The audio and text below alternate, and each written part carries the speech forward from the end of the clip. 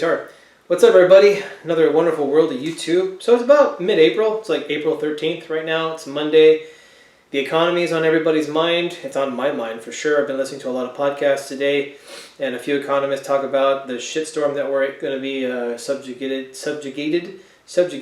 We're going to get gitted to after all the stimulus spending and then the economic nosedive that we've been taking the last few weeks. So we're going to talk about guitar economics. So the last few years since I've been doing YouTube, and a lot of people who know me, have gotten to know me over the years, know that I like to buy and sell guitars. I like to buy them and play them more than I like to sell them. I actually really hate selling my guitars. How much do these things cost?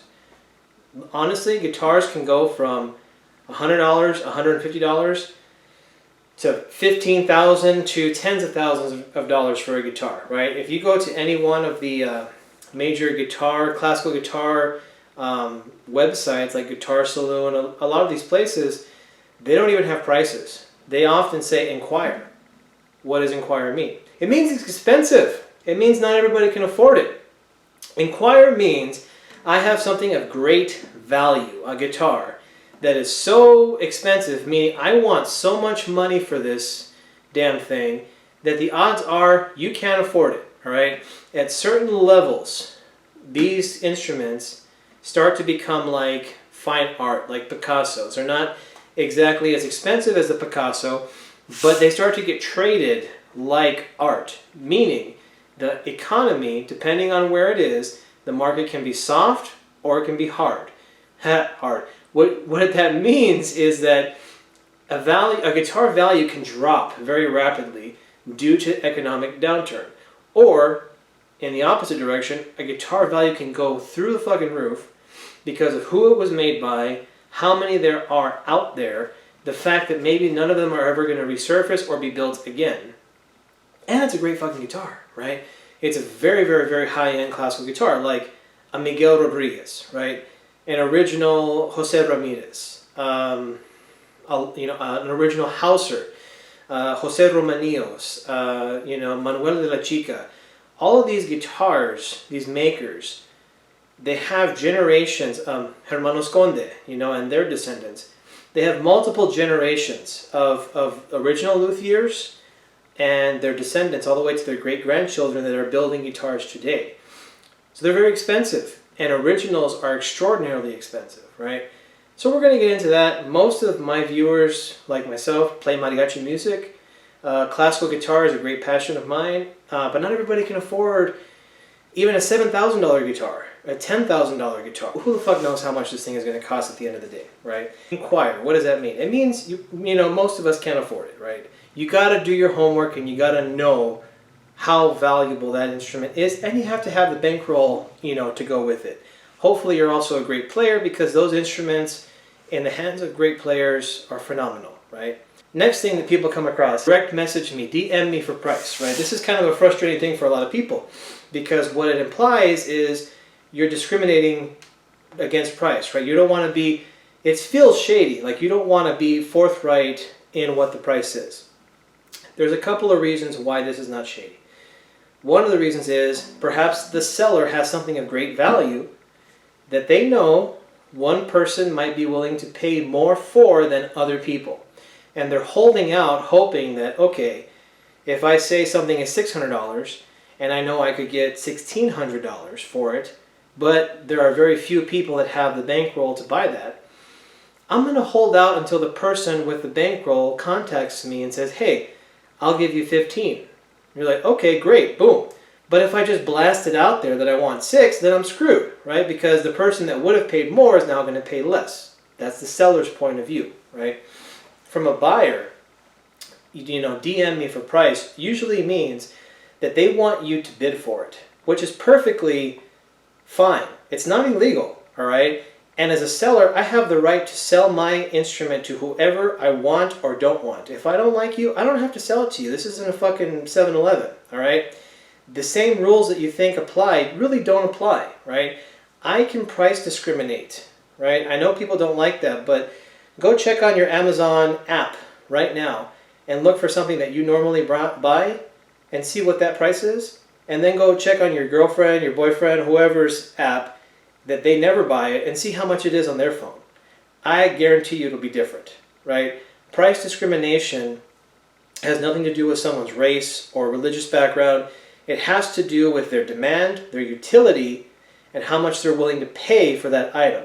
If you're a classical guitar player, right, and I know you have a lot of money, and you want a classical guitar that is of great value, then I'm going to hold out and wait to sell it to you because I know that you, A, are a great player, you appreciate the build, and you have the money to buy it. So I'm not going to just post it for however much money that I think the person with the least amount of money can afford to buy it for, right? This is basic supply-demand economics, right? We're going to get into that as well. The next thing that you come across when you're online shopping for price, right, is you're going to see prices that are very high. And this brings me to my last term before I continue on in the video, is what's a reasonable or average price? A lot of times people demand high quality instruments for a reasonable price, right? And you see that passion, like you guitar maker, you make amazing shit, and I want your amazing guitar, but I don't want to pay the amazing price, right? This is something that I see a lot as a buyer and a seller and a collector and a musician. Personally, I find that very offensive and annoying when people get mad and demand stuff from a builder or a store, okay? Just because you want it, and just because you have a high demand for it, and just because your happiness and utility in getting that instrument is high, does not entitle you to get the instrument, all right? This isn't fucking socialism. I'm sorry, I know a lot of people would like it to be, but it's not. If I'm a builder, and I build badass instruments, and I know that they're badass instruments, and I know that I have a client list that will pay me badass instrument prices for my stuff, why in the hell would I waste my time building that badass instrument for a very, very inexpensive price, right? Unless that's my goal. If it's my goal as a builder to provide super high quality instruments, right, at a very low price, if that is my goal, then that's my right as a builder to do that. And I can say, hey, here's what I use for my $800, $1,200, $2,000 guitars, right? The other stuff is in the thousands of dollars, but I'm doing something very special, very unique for a very, very, high demand market. And when you come across builders that do stuff like that, you're going to get instruments that when compared to the super badass other instruments, they don't compare, okay? You're not going to find a guitar that has the same quality and characteristics of a vintage instrument that is really extravagant, really badass, right? But is from a maker that is dead and doesn't make any of those instruments anymore. It's going to be a high price.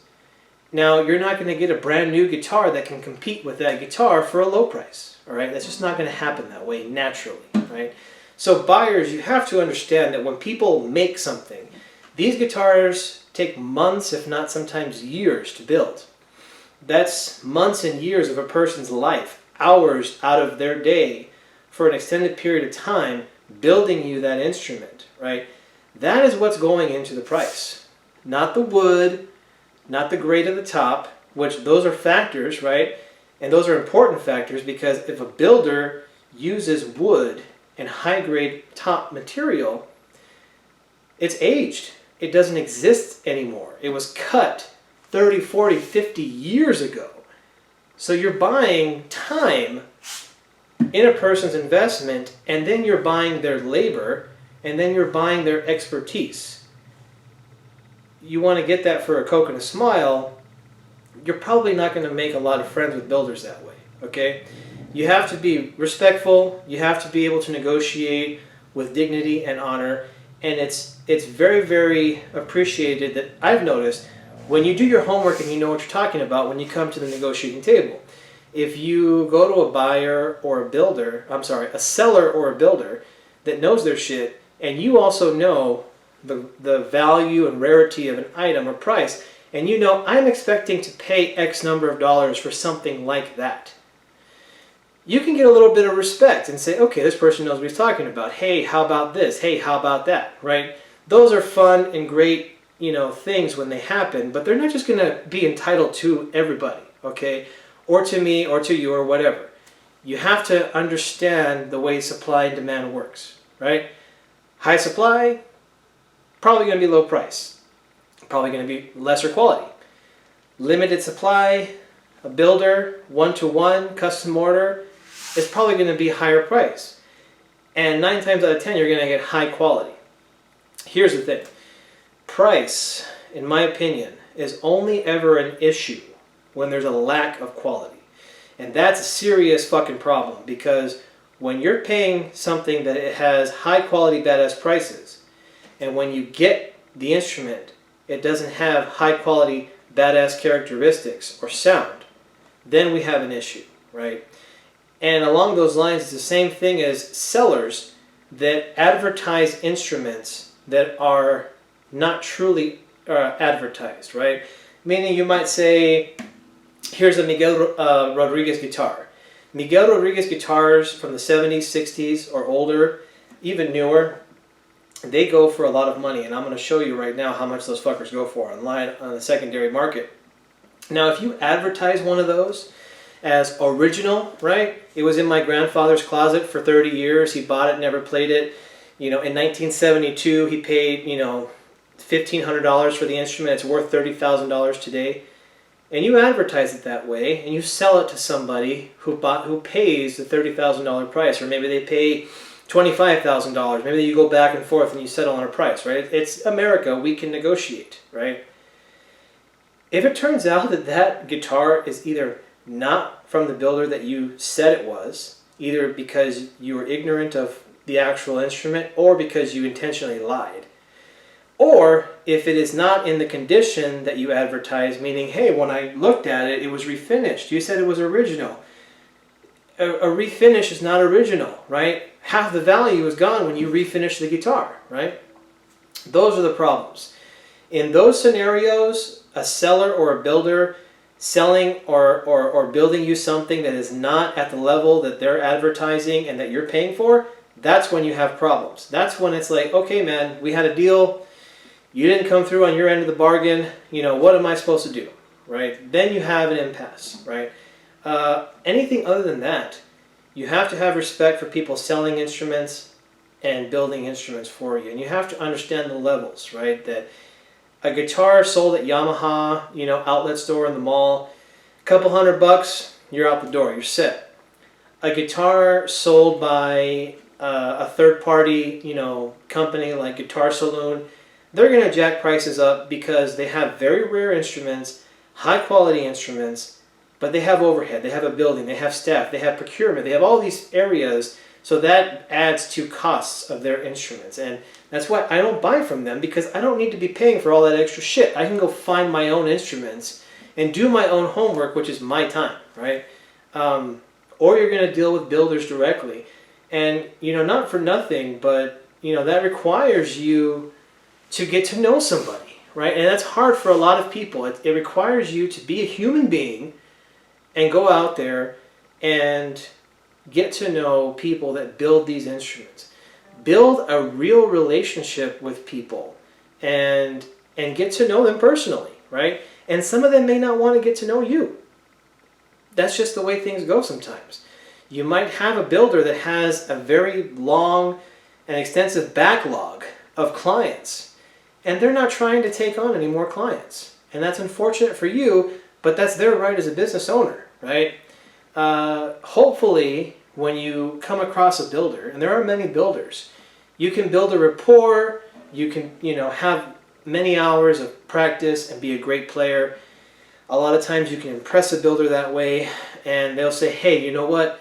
I can hear and see how you play. My instrument's in your hands. Yeah, let's make that happen. Let's do this, right? And that's a great thing. And both parties are being genuine, right? It's not like you want to be somebody's favorite. It's not like you're trying to trick people. You're just being you. You're just being a person, which is honestly, for a lot of people, that's a very challenging thing to do, because you have to get to know somebody and take risk. Every time that you get to make a friend, get to know somebody, you're taking risk, okay? And you're then going to be entering a business transaction and spending money. And it's a risk on both parts. I have my friendships and relationships with people that build guitars, restore guitars, I've gone to other people who only sell guitars. I've gotten to know them. And when you buy something from them, or when you order something from them, that is a risk on both parties, right? It's a risk for them because they are going to now invest their time and energy and resources into building that instrument. And they're trusting that the deposit that you left is going to be paid in full by the time they're done building that instrument. That's their risk, okay? You have to respect that. It's a risk for the buyer, the player, right? Because you're thinking, I'm going to pay all this money. And when I go to the store, when it's all said and done, I want, my world to be, like changed, right? I want to pick up the instrument and it's just, oh my God, I can't believe that I've been playing for as long as I've been playing without this instrument, right? It has to be kind of like love at first sight. And you're spending money, right? So you have to respect those things. You cannot just walk into somebody's shop or business, whether they're a builder or seller, and just expect the treatment, right? You have to do your homework, right? And I'm saying this and I'm ranting on this, and I know that there's like 2 people watching this at this point because it's a long speech, but it's how I feel. You have to be genuine. You have to be straight with people. Every time I've sold a guitar to somebody, I've been straight. Hey, here's what I had done. I had the frets. I had this. Hey, I noticed that this was refinished when I bought it. So I'm selling it to you with that in mind, right? Here's where the damage is. And usually it's fine because I don't buy shitty shit. I do my homework and I find instruments that are badass. And when I sell it to somebody, they're getting the benefit of all the time, years, and risk that I've taken personally to find an instrument that is badass, and they're not paying badass prices for it, okay? That's just a fact. So, now that I've pissed everybody off and ranted and raved and no one's watching, I'm going to go online and I'm going to share kind of like a screen share of the websites that I look at and what the prices actually are. And guys, we're in the middle of a pandemic. Prices are dropping. So if you do have money, right, saved away and you're not struggling right now like so many people are. I just got done with a week of furlough. I got another week ahead of me in the near future. I'm not buying anything right now except to what I've already committed to buying. Now's a good time to buy stuff. If you have the means or the money, if you're asking me, now's the best time to buy shit because people are a little desperate and they're letting really high-end instrument go for 40, 50, 60% of their value. So, yeah, we're going to get on that and, yeah. Stay tuned. Oh, yeah. It's whiskey time. Gonna get a little whiskey drunk. So here's my setup. We're gonna go on the mic right now and we're gonna look at some guitars. Alright, so now we're gonna take a look at some stuff. So I switched over to HD audio since I'm just kind of talking to my mic now, looking at the screen. So when we're talking about buying stuff online, so what you actually see here is reverb. I don't know if you guys used reverb before. I've actually bought a few instruments off of this. Actually, I use the mobile app on my phone, but I kind of just want to illustrate what's out there. So if you do something simple like classical guitar, right? Let's see what we find.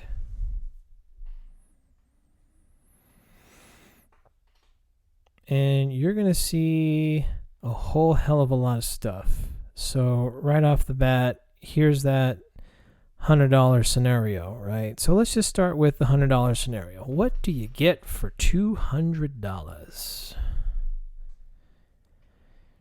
I don't even know what the hell this is. So they give you a gig bag and a little footstool. Actually, the footstool is pretty nice.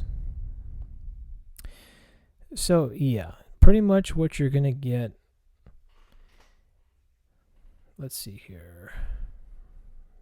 Pretty much what you're going to get here is a mahogany guitar, right? Now, that's not a big deal. Mahogany guitars can be nice. My mom, when I was about 14 years old and wanted to start playing guitar, she actually bought me a guitar just like this. It was, I think, $200 at like Rainbow Guitars in Tucson, Arizona. And it was pretty much just like this. The only problem is that I outgrew this guitar very quickly. Like maybe a year, less than a year into playing this thing, I had completely, so it's a good learning guitar. So if you have a student who's your first year or second year, playing in an ensemble, yeah, $100, $200, you're good to go. After a year, maybe 2 years, if they keep playing, then you're going to want to start upgrading. All right.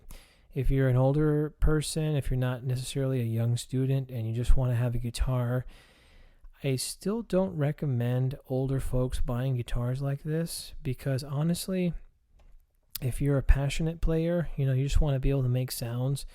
I'll show you stuff that I buy, kind of a vintage guitar like Alvarez or old Yamahas or old Takamines that you're going to get for anywhere between $200, $300, $400. They're going to sound very nice, and they're a much better guitar for you personally than buying something like this. This is for a 5th grader, okay? Just being honest. That's what this is for. Let's see. So here's a perfect example of what I'm talking about. So $380. So it's discounted. It's like usually $450. Let's see what that looks like. My computer is taking fucking forever. All right. So again, 1970s, right? I don't know Dorado. I don't know what that is, right? It's kind of hard for me to tell if this would be worth $400. It doesn't look like it right off the bat. You look at the finish right there. This is what I look for. So look at the grain of this guitar. I don't even know what material this would be. Maybe like a pine, some sort of pine, maybe a really low-grade cedar top guitar. It's definitely laminated, so it's not solid top, which means it's gonna sound like a shoebox. So you keep on cruising, and again, guys, when I say hours and years of trying to figure out what's to buy, you go onto a site like this, and you're seeing a $200 Ibanez, which is what you would probably buy a 13-year-old student, next to a $14,000 Robert Ruck. $14,000. Let's see what 14,000. Ooh, there's a Saviano. For all you mariachi fans, we'll come back to that right now. But I totally get now why you get overwhelmed trying to find a guitar to buy, because you look here and it's all over the freaking place. Like, how are you going to be able to learn anything? So Robert Ruck, very well known, very well respected luthier. This is the type of dude that if you're a college classical guitar, student, you're going to buy something like this, or you're going to look to buy something like this, right? If you're a professional classical guitar player and maybe this guy's work. I've never played a Robert Ruck guitar, but I've heard them and I've seen them. And already I'm looking and I'm like, not necessarily a master grade spruce top guitar. Doesn't really look that way. Tan made. It's rosewood. I can't tell if it's Brazilian. It looks like it might be Brazilian just from the curves and then the straight lines I've seen. And then look at that right there. Boom. Big old crack right there. You see that? Now, am I going to pay 15 fucking grand for a guitar just because it's made out of Brazilian rosewood? No, probably not. Let's see what we got. Blah, blah, blah. Has not... effort needed, obviously. Visible to heal. You see, this is kind of shady because he's trying to be forthright, saying, hey, there's minimal wear. Hey, there's a crack. Needs some work. Blah, blah, blah. Yeah, we're not buying it. If I walked into a guitar shop or a pawn shop and saw this guitar for, anywhere between $1,000 to $2,000, and I had the money on hand and I, had played the guitar and knew what it was about, yeah, that would be an awesome buy. This is crazy. This is, again, someone can ask whatever they want for the guitar. It's up to you, the buyer, to know that at 15 grand, this kind of damage, No way. Right? Why is my computer running like a mule? All right, that's a Saviano guitar. That's pretty cool. You know, I don't really like Saviano guitars myself. He refinished one of my basses. He did a great job, but these guitars don't typically sound that good. They're heavily lacquered. It's uneven. I'm not even interested.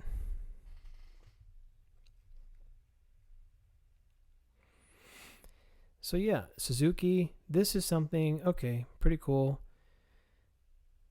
You know, all right, so we're just all over the place. There's no way to tell what to look for. So here's what I do.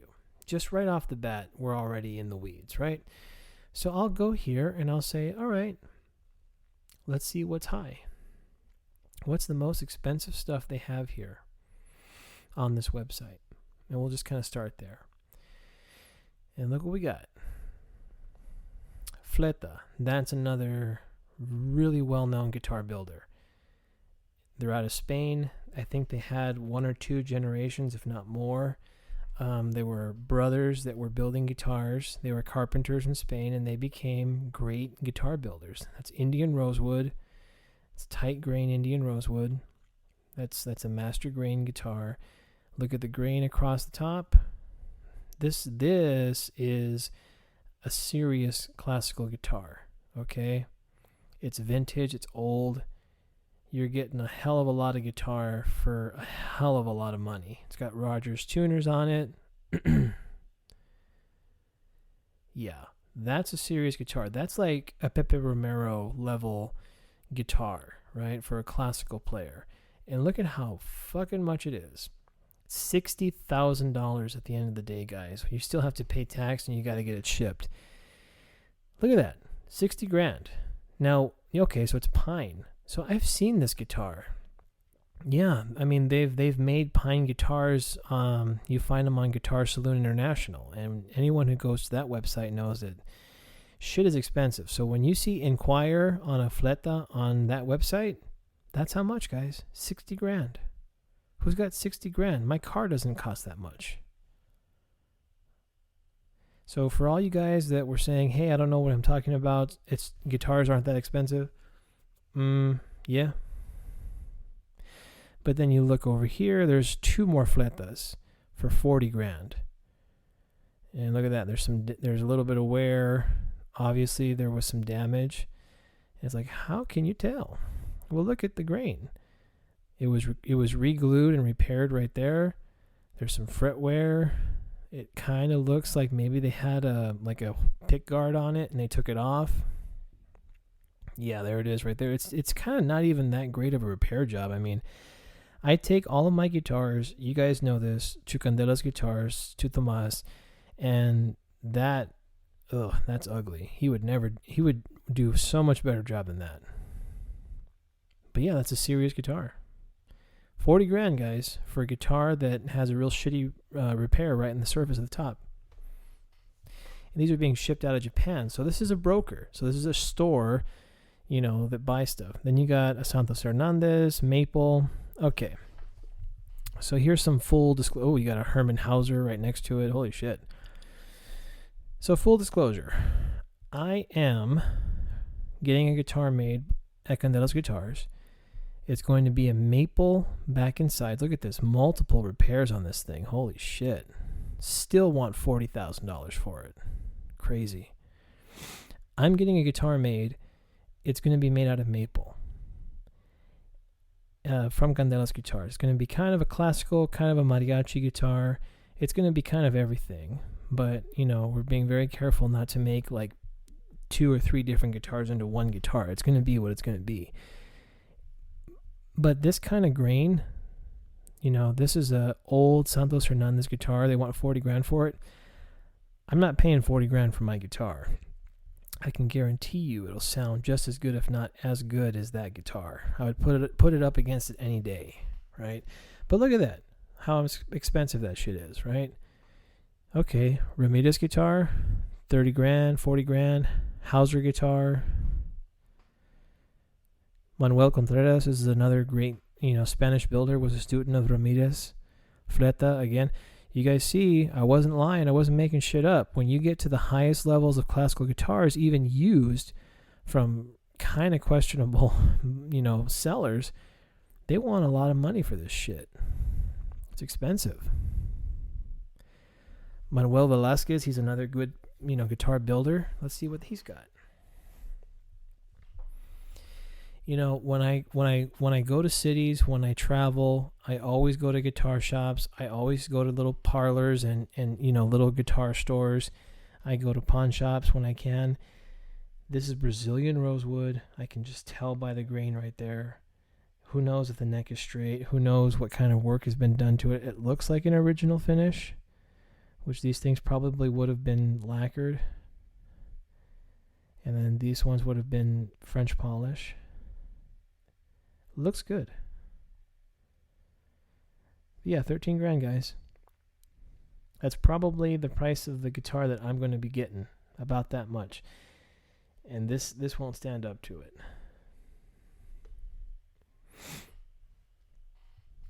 So as you guys can kind of see, this is just one source. And there's a lot of good stuff on here. You can have a third generation Herman Hauser, 30,000. An original Domingo Esteso, 30,000, These are serious guitars. I mean, but, to just add to cart and spend and then hope that you're going to get your guitar, I mean, that's tough, man. I don't know who the hell is doing stuff like that, especially being shipped from Japan. So, this is one avenue to buy really high-end stuff. Now, if you go to, like I said, if you go to some of these websites like Guitar Saloon, they're probably asking double this price for these guitars. 40,000, 60,000, 70,000. That's what inquire means, right? There's a lot of stuff here. This kind of goes on. I usually look at this website, a couple times a week on the app, and I just kind of see what's out there. And yeah, there's tons of stuff. So again, if you're already a classical player and you're rolling with, a pretty fat wallet, Manuel de la Chica, that's another great guitar builder. If you got money and you have knowledge, you can find that Cypress. That looks pretty clean. It's a French polish. Look at that, because you can tell this kind of like the satin look, the way the light reflects off of it. That was definitely shellac. That was, oof, man. Okay, if I had 12 grand, I would probably want to buy this. Those are ugly tuners. I'd get rid of those. Those are Rogers, but god damn, those look ugly. Who put those on that guitar? Ugh. Super, super high level guitar.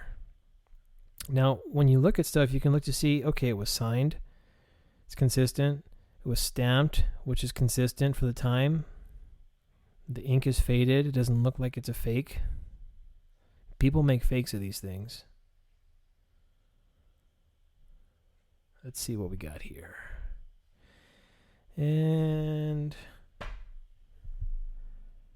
all right, we could stay on this website all freaking day, but I just kind of want to give you kind of an idea of one way to go, and you're basically gambling. Okay, here's another example. I'm buying a maple guitar this year, and so everything I see is freaking maple and spruce. That's what we decided to go with. This is bird's eye. It's got like 7 different sections of bird's eye, because high grade bird's eye maple, if you're not already a builder that has a lot of it, can be kind of hard to come by. I'm sure that guitar sounds badass. So that's reverb. That's one way to go. There's another website that I check out, Zabbas Guitars. This is actually a flamenco classical guitar professor at the University of Arizona, and he started this website, and I've been to his store. He runs his store kind of out of his own private residence, so you have to go by appointment only, or you can just buy stuff online. He responds, so if you ask him questions, he's responding pretty quickly, and he has reasonable prices for stuff.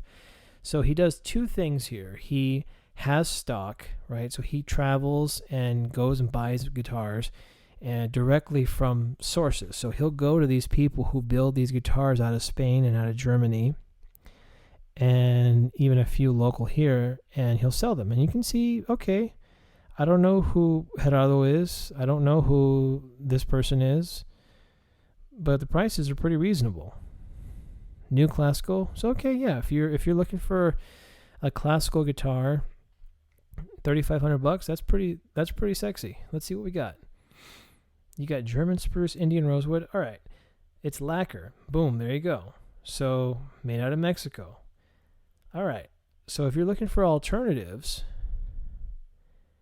this ain't a bad alternative. All right. If you can't afford super high prices, but you want a solid guitar, I mean, Jesus, this is looking pretty good. This is way better than, spending $3,500 on a Cordoba, copy of a guitar. This is actually an original piece. So yeah, if I didn't have any other option, it's $3,500 for Indian rosewood. I mean, I don't know. I'm taking a gamble here. I'd have to go to Tucson and I'd have to, try it out and see if it worked. I just bought a Huipe guitar that's, rosewood and lacquer for way less than $3,500, guys. So this is another avenue. He's a great guy. I've been to his house and played some of these guitars that he has, and as you can see, look at, they're selling out, right? People are buying them. Not bad prices. So he does that, and then the next thing he does is he has other people. Like, say if I had a guitar that I wanted to sell and I didn't want to go through the hassle, he takes in inquiries and does consignments. So here you go. Miguel Rodriguez, right? 14,000, right? Buyers, it's another pretty well-known luthier, respected guy. Again, another Manuel, 5,000, okay. Pretty legit. Consignments here, not bad prices. These are decent guitars. These ones are from Spain. These are kind of like their assembly line guitars, more or less. They make them all the same. They're consistent. Herman, he's out of LA. This guy, this kind of reminds me of Pimentel Guitars, where he builds really nice guitars. I don't have anything against this guy. I mean, he builds great stuff. It's just I've never dealt with him, and I've played a few of his guitars, and they sound fine, but they don't sound $11,000 fine. Not, for me. Pimentel, here's another one. A lot of folks love Pimentel guitars. I've was able to go to their workshop one year when I was at a conference there in Albuquerque.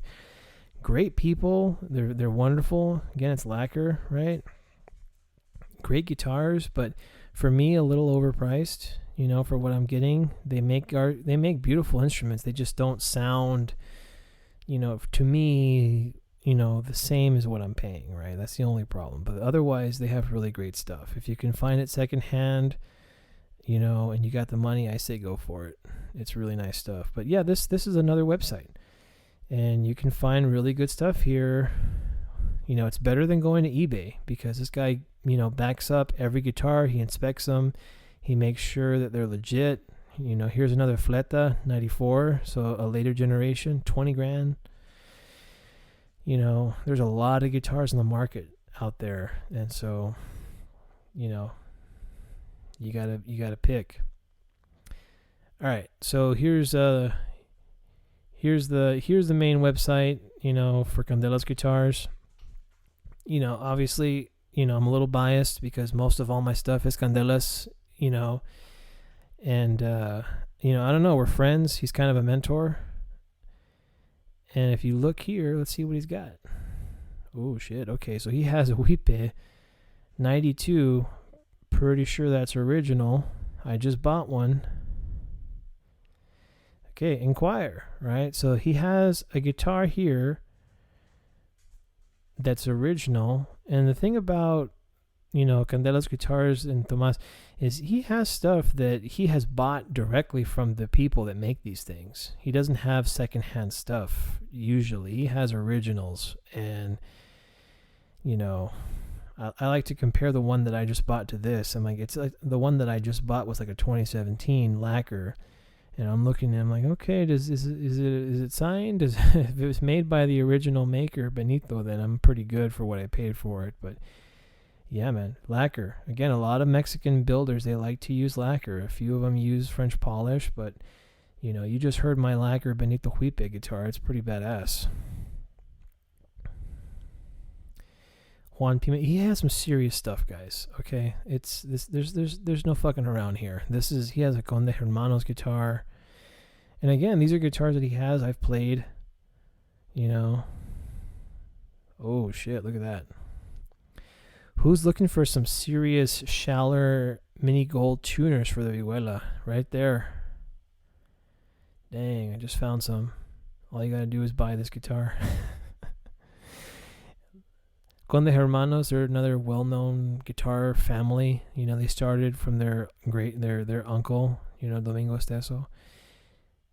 Yeah, man. I mean, this is why I like to, deal with Tomas and Candelas Guitars, because it's just, I never have to worry about it.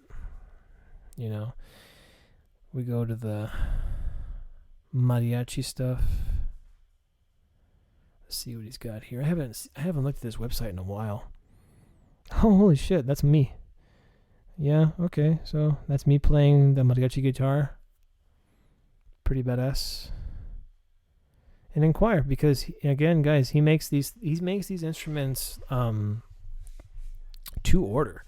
So really, whatever you want on your guitar, he'll make it for you. But he doesn't make these assembly line guitars. He makes them one by one, by hand, for people that contact him directly. So yeah, it's a lot of good stuff. All right, so moving on.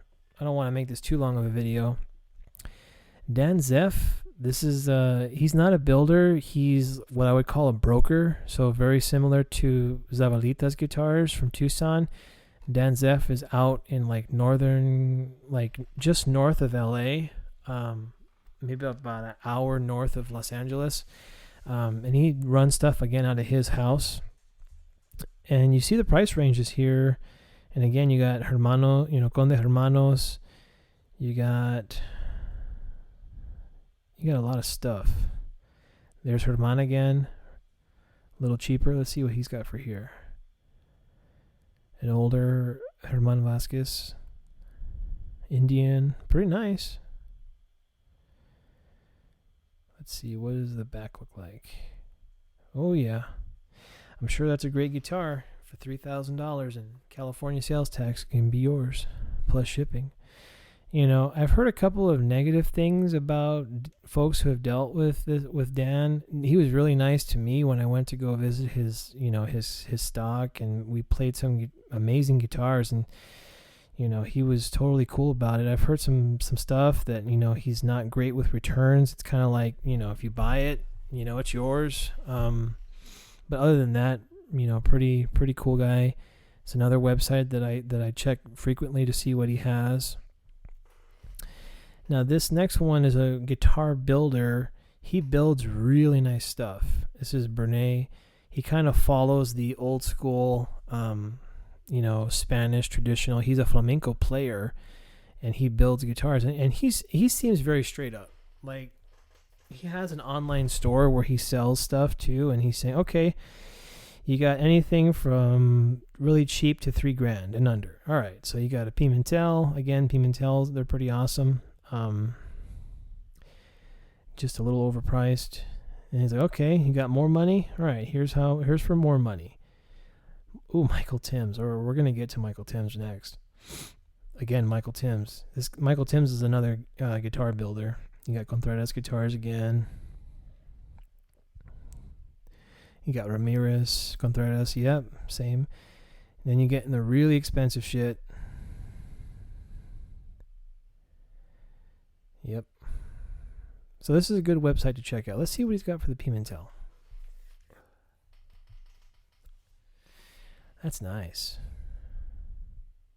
Now that's the Mahogany. Now this is what I'm talking about. It's a Mahogany guitar. It's very plain Jane. It's a classical. It's not like the mariachi guitar that Candelas makes. It's a very regular guitar. But Okay, so 1500. That's not bad. It's lacquer, it's not custom, Hey, if you're a fan of Pimentel guitars, here's one for $1,500, man. Go get it. I would.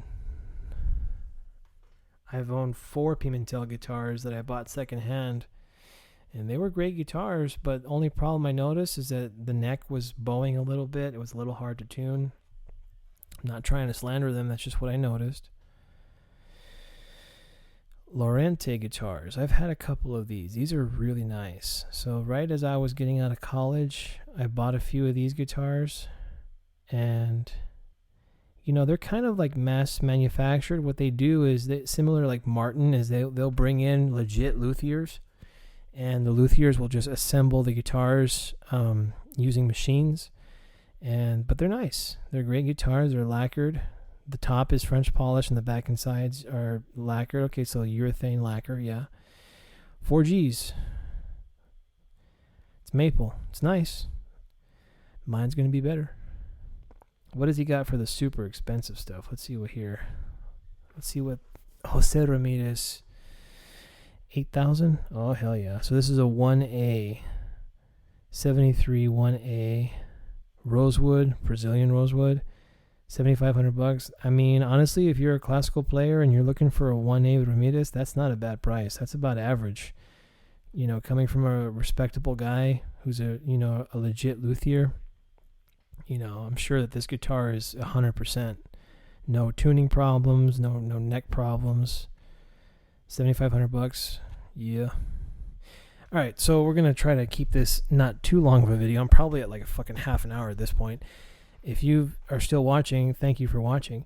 So this is Michael Timms. This is a guitar maker that I got introduced to when I was also in high school. Right as I was graduating my senior year, I came across one of these guitars in the old Chicago store in Tucson, and it was phenomenal.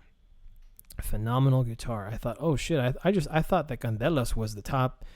I thought that's all there was. I was like, okay, so you have Ramirez, you have all these Spanish guitars, and then you have Candelas, and that's it. And I was like, I was very wrong. Michael Timms is a pretty legit luthier, very similar to Candelas guitars, where he builds stuff to order.